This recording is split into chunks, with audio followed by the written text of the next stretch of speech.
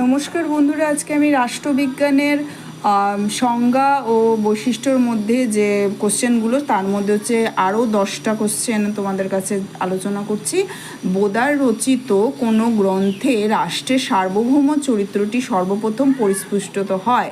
কোন গ্রন্থের বোদার রচিত কোন গ্রন্থে রাষ্ট্রের সার্বভৌম চরিত্রটি সর্বপ্রথম? এই যে এখানে দেখো পয়েন্টগুলো আছে, এখানের মধ্যে সব কোনটা হবে? 6 books of Commonwealth. 6 books of Commonwealth, এটা হচ্ছে এটার অ্যান্সার। নেক্সট কোশ্চেন কি? এককেন্দ্রিক সরকার বর্তমান কোথায়? এককেন্দ্রিক সরকারটা আমি কোথায় দেখতে পারি? ব্রিটেনে, ভারতে? না, ভারতে তো হবেই না।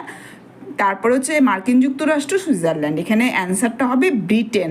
অ্যাকচুয়ালি তোমরা যখনই এই জিনিসগুলো পড়বে বা দেখবে, প্রথমেই তোমরা কিন্তু একটু এই যে ডিটেলস আলোচনা করা যেখানে ভিডিওগুলো আছে ওগুলো আগে প্রথমে দেখে নেবে।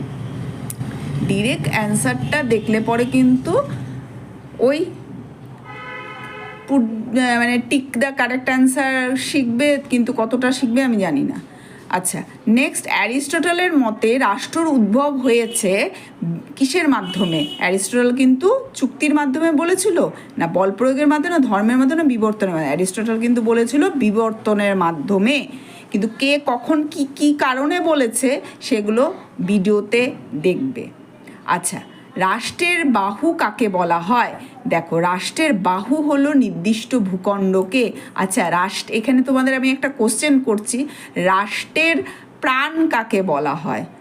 এটা একটু তোমরা যদি অ্যান্সার দিতে পারো আমাকে একটু কমেন্ট বক্সে লিখবে তো, প্রাণ কাকে বলে। আচ্ছা, নেক্সট, ক্ষুদ্র জনসংখ্যা বিশিষ্ট রাষ্ট্রের সমর্থক ছিলেন কে? কে? ম্যাকিয়াভেলি, চতুর্দশ লুই, অ্যারিস্টটল, কৌটিল্য? এখানে অ্যান্সারটা কি হবে? অ্যারিস্টটল। অ্যারিস্টটল সবসময় কিন্তু ক্ষুদ্র রাষ্ট্র চেয়েছিলেন। রাষ্ট্রের প্রধান উপাদান কি? রাষ্ট্রের প্রধান উপাদান হলো সার্বভৌমিকতা। রিপাবলিক গ্রন্থের লেখক হলেন কে? রিপাবলিক কে লিখেছেন? প্লেটো লিখেছেন। সার্বভৌমিকতার বৈশিষ্ট্যগুলি কি? সার্বভৌমিকতার প্রথম বৈশিষ্ট্য, বিবৃতি নাম্বার 1 হচ্ছে হস্তান্তরযোগ্য ও বিভাজ্য, সার্বজনীন ও সর্বব্যাপী, চরম, চূড়ান্ত ও সীমাহীন। এখানে কোনটা হবে? এখানে ক আছে সত্য সত্য, মিথ্যা মিথ্যা। নেক্সট, সত্য মিথ্যা সত্য মিথ্যা। তাহলে কি কি আছে এখানে? অ্যান্সারগুলো দেখো। এই প্রথমটা কি? নাম্বার 1টা হস্তান্তরযোগ্য ও বিভাজ্য। সার্বভৌমিকতা কি হস্তান্তরযোগ্য?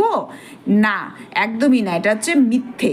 তারপরে সার্বজনীন ও সর্বব্যাপী, নাম্বার 2টা